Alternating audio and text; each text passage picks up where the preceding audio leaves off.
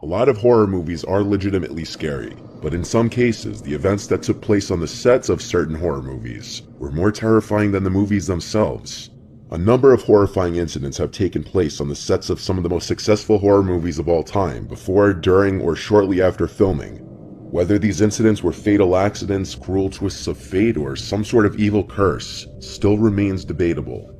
Perhaps a good place to start would be the Amityville Horror House, whose events may start to seem even scarier when you learn that horrors also took place on the sets for both the 1979 movie and the 2005 remake.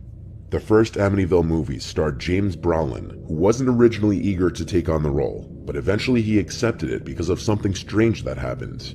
While reading the script one morning and getting to a scary section of the story, a pair of the actor's pants suddenly fell off a hanger, causing him to literally jump out of his chair in fright. James of course saw this as a sign that he needed to take the role, and the rest was history. Fast forward to the 2005 remake, with Ryan Reynolds taking on the part that was originally played by James Brolin. During filming, Ryan Reynolds, along with other cast members, claimed that every morning at exactly 3:15 a.m. they would wake up. The reason why that's terrifying is because 3:15 a.m. was the exact time that Ronald DeFeo murdered his entire family in the house. And it becomes a whole lot more creepy. At one point during filming, there was also an actual dead body that washed up near the filming set in the boathouse in the backyard of the house. Actors and crew members always suspected that there was an otherworldly presence during the filming of the movie. Whether they were right or just overly paranoid, who knows. The 2012 film The Possession is an unconventional horror movie that involves rabbis, Judaism, and a cursed Jewish relic called Dybbuk box that attaches itself to a young girl. A Dybbuk box is a wine cabinet claimed to be haunted by a Dybbuk, which is a malevolent wandering spirit that enters and possesses the body of a living person until exorcised. What happened on the set of The Possession left even the star of the movie, Jeffrey Dean Morgan, feeling very uneasy, and he already had a lot of experience acting in horror movies and shows under his belt. Some of the seemingly supernatural things that happened included lights exploding for no apparent reason, as well as chilly breezes wafting through closed sets for no particular reason. But the scariest incident occurred when the storage facility where all the movie props were being held caught fire and burned to the ground. A team of investigators concluded that the fire was not started from an electrical fault or arson, but the actual cause for the fire couldn't be determined. The Dybbuk box used in the movie, which played an important role in the movie, was destroyed in the fire, and the cast and crew later refused to allow the movie's producers to replace the Dybbuk box for fear that it was cursed. The Conjuring is a movie that's supposed to be based on the true story of the Perron family, who claimed to be tormented by supernatural entities in their Rhode Island home in the 70s. While several of the family members spent time on the set during filming, the mother refused to go anywhere near it, as she was convinced that several unexplained events that plagued the filming of this movie on set were proof that the spirits hadn't finished with them yet. For instance, when members of the Perron family were visiting, a furious gust of wind suddenly rose and seemed to swirl around them. However, nobody could see any movement in any of the trees just opposite them, movement you'd expect to see from any normal gust of wind. Just a couple days later, the hotel that the actors and movie crew were staying in caught fire and everyone had to be evacuated.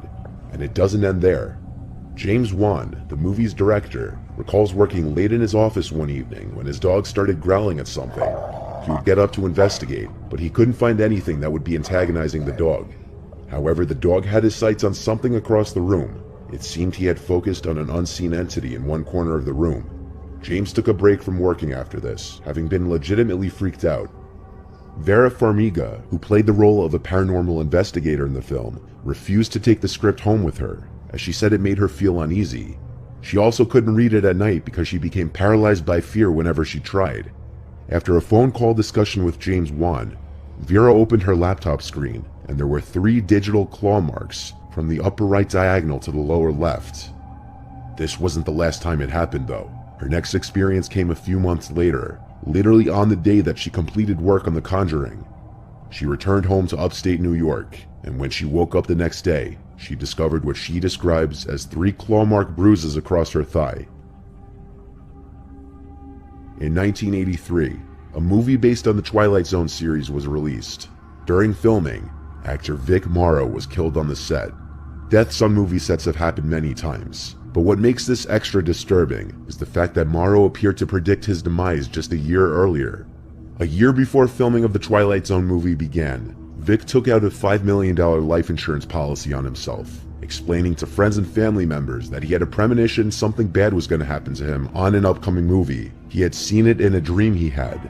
Unfortunately, his premonition came true, because while filming a scene involving a helicopter for the Twilight Zone, the helicopter crashed and decapitated him. 2 child actors were also killed in the accident, which prompted a lengthy investigation and court case. It was later revealed in court that the movie's concept artist unintentionally drew an identical image in his sketches to what actually happened, a burned-out helicopter in the middle of a river, essentially foreshadowing the accident. The accident led to civil and criminal action against the filmmakers, which lasted nearly a decade. One of the children's fathers testified that he heard John Landis, the director, instructing the helicopter to fly lower. All 4 parents testified that they were never told that there would be helicopters or explosives on set, and they had been assured that there would be no danger, only a lot of noise. John Landis and 4 other crew members would be found not guilty on the 3 charges of manslaughter, having been the first time a director was charged due to a fatality on a film set. The 1976 film The Omen is another horror classic following the tale of a young boy named Damien Thorne, who was replaced at birth by his father unbeknownst to his wife, after their biological child died shortly after birth. As a series of mysterious events and violent deaths occur around the family and Damien enters childhood, they come to learn he's in fact the Antichrist. The film almost wasn't going to be completed due to an alleged curse that surrounded filming of the movie. So many horrible things happened on the set of The Omen that it can be comparable to the amount of bad things to happen in the movie. The tragedies began with the son of the lead actor Gregory Peck taking his own life as soon as filming began. The next incident was when a crew member suffered major injuries after getting into a car accident while driving to the set. But the tragedies didn't stop there. The scriptwriter's airplane was struck by lightning en route to the film's location. And if that weren't enough, an airplane in which Gregory Peck and the movie's executive producer were traveling in was also struck by lightning in a separate incident. Harvey Bernhard, the producer, was on location in Rome when he was almost hit by a bolt of lightning himself, and believe it or not, the horrible luck involving airplanes continued, and it got much worse. One day the crew had decided to use a private airplane to get from one film location to the other. However, just after the plane took off with a number of the crew on board, something went wrong and the plane went down, crashing into a road and hitting a car, which then crashed at a high speed into another vehicle. All 11 people involved in the accident were killed. Another tragic death associated with the movie set was that of Liz Moore. John Richardson, the Omen special effects expert, was driving through the Netherlands with Liz Moore when they were involved in a terrible car accident. Richardson escaped with very minor injuries, but Moore's head was completely severed when a tire smashed into their vehicle. This incident was eerily reminiscent of a scene in The Omen, in which the character Keith Jennings, investigating Damien's supernatural origins, is decapitated by a sheet of glass that comes loose from a vehicle on a construction site. Richardson later reported that just before the crash, he passed a road sign that read Omen 66.6 kilometers. Make of that what you will, but there's no denying that it's not too far off to speculate that the production of The Omen may have been cursed. That, or it was all just an outrageous coincidence. All that can be said for sure is that The Omen is a very iconic movie, and the chilling tales that surround its production have only helped to cement that legacy.